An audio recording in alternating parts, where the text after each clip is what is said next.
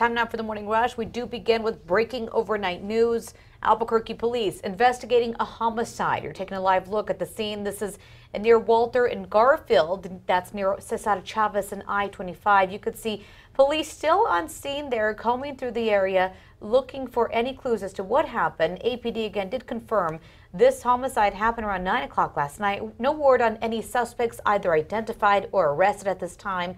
As soon as we get more details from APD, we'll pass them on to you right here on KRQE News 13. All right, we're going to start with the traffic check. We do have a major accident to tell you about. This is I-40 eastbound on that transition ramp to get to I-25 northbound. We've got major delays in the area as the left lane is blocked of the eastbound lanes to northbound. So factor in extra time. We have a live look from the Big Eye this morning. You can see the visibility is down because of the raindrops on the lens there, and we're not even done with the showers. I want to take you through the day today because scattered showers and thunderstorms will push from west to east throughout the day. Heavy rainfall expected out across the eastern plains later on today with some scattered storms left over southern New Mexico. Both Michelle Lujan Grisham and Steve Pearce had different views on how to fix the problems facing our state. Lujan Grisham says we have to invest in early childhood and pre-K education, raise teacher pay, and change how we test our kids and how teachers are evaluated. Lujan Grisham says fixing public education is how New Mexico will fix its economy. On the other hand, Pearce says our most pressing issue is a combination of issues including economy, education, poverty, and crime. He believes there should be a focus on high-tech jobs, blue-collar positions, and rural economic development programs. David? Both candidates are also saying what they would do to make New Mexico safer. Democratic candidate Lujan Grisham says the state needs more law enforcement officers on the streets and better collaboration across jurisdictions to share information around the state. Meanwhile, Republican candidate Pearce says keeping repeat convicted criminals behind bars and keeping jail cells open can be accomplished by finding people a job and a place to live once they are released. Both candidates also answering the question about raising the minimum wage if they are elected. Democratic candidate Lujan Grisham said she would support raising the minimum wage to $10 immediately, then to $12, and then raise it after that based on inflation. While Republican candidate Steve Pearce says he would be against raising the minimum wage. Pearce says raising the minimum wage hurts people at the bottom of the economic ladder and hurts small businesses, saying in part the answer is to keep jobs in the state and to grow the economy. And when it comes to expanding early education, tapping into the permanent fund, Democratic candidate Michelle Lujan Grisham calls it an investment, saying for every dollar you spend on early child education, you get $7 in return. Now, Pearce says that is financially risky for the state to dip into that fund, saying in part that the fund is only for when we run out of oil and gas along with other resources completely. Pearce says as the economy and budget grows, then we could expand early childhood education. Of course, we are your local election headquarters. You can find out more on all of these topics and watch the full debate online right now. That's at alwaysonkrqe.com.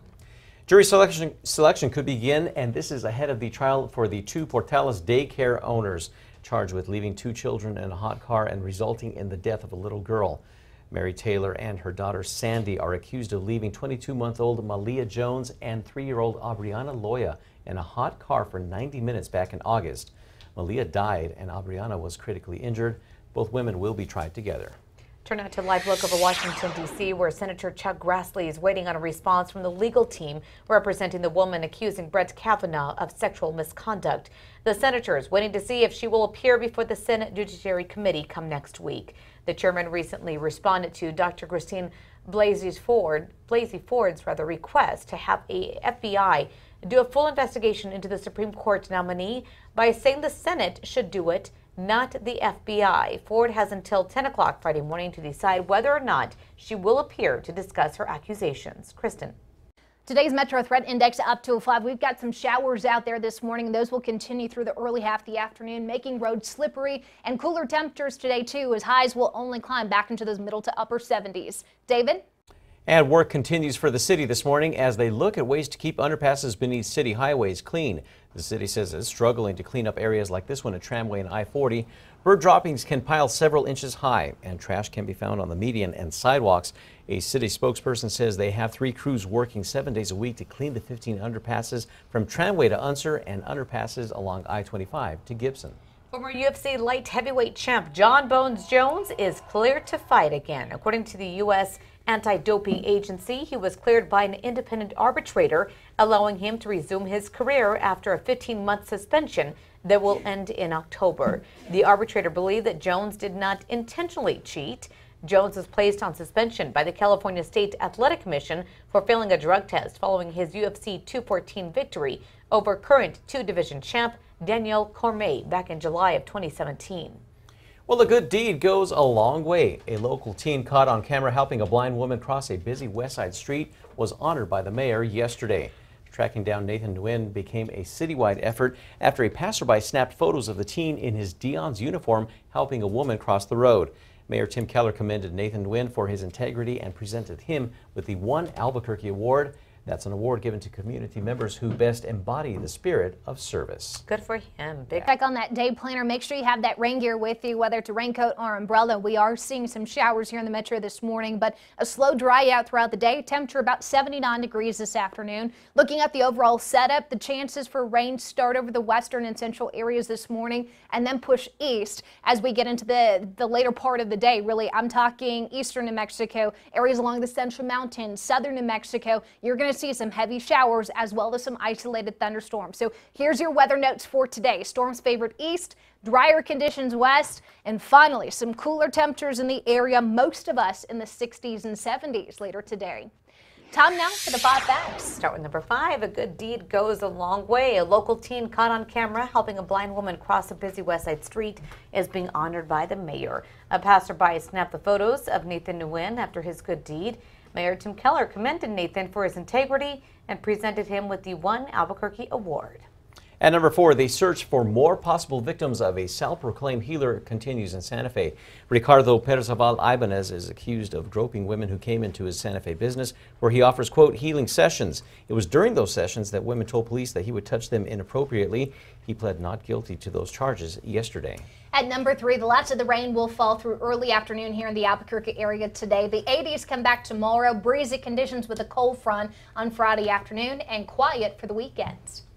At number 2 this morning, prosecutors continue to work on a plea deal with the mother of a boy who was found murdered back in January. She is one of 3 people who were originally charged in the murder of 13-year-old Jeremiah Valencia in Nambe. Heartbreaking testimony was given by the boy's sister yesterday in court, painting a picture of what happened leading up to the boy's death. Official reports show Valencia died from blunt force trauma in a detention hearing. The defense called Valencia's sister to the stand, where she said Thomas Ferguson and Jordan Nunez would repeatedly abuse the boy. She said Nunez would use a shock collar on the boy on his own. Number 1 now. New Mexico's 2 gubernatorial candidates have differing opinions about what issues are most pressing for New Mexico. In a debate hosted by KRQE News 13 last night, Congresswoman Michelle Lujan Grisham believes our public education system needs work first. She says the state must raise teacher pay, get rid of the PARCC test, and change how teachers are evaluated. Congressman Steve Pearce says the most pressing issues are a combination of economy, education, poverty, and crime. Pearce believes the state needs to focus on high-tech jobs, blue-collar positions, and rural economic development programs to help with our economy.